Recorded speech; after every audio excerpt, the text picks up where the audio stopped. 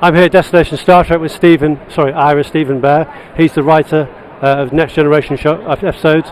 He's also the showrunner of Deep Space Nine, or of course he was. I'd like to say, Stephen, Ira, I think everyone in this room, and it's a big room, I think we all owe you a debt of gratitude. You're a fantastic writer, and you've touched many, many lives. I don't know how to answer that, so ask a question. I thank you for it, but I mean, you know, I was doing it because it was something I loved to do. That other people enjoyed it is nice to know, but I probably would have done it anyway, even if no one was into it. At the time, we didn't feel like that many people were enjoying the show, so you know, but that never stopped us. So, nonetheless, you've certainly touched many lives. With your fantastic writing, different themes.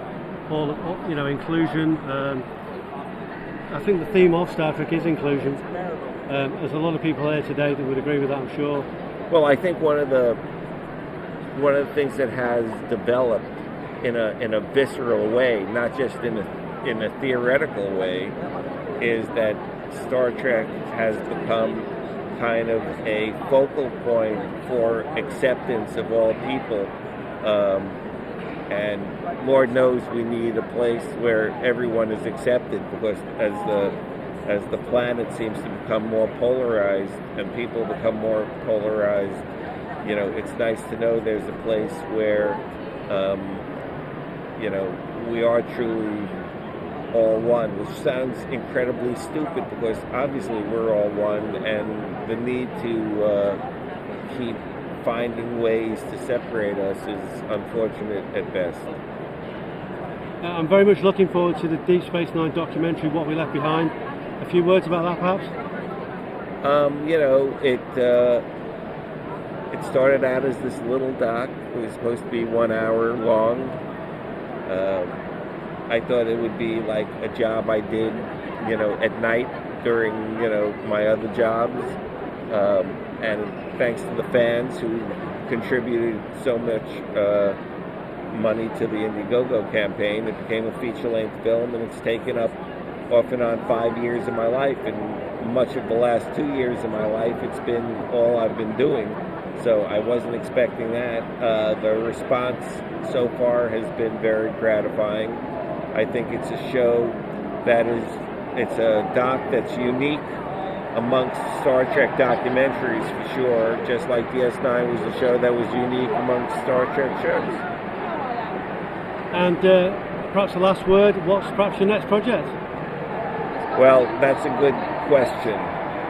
Now that this is finally finishing up, there's a couple of things that I just finished a screenplay that I might want to.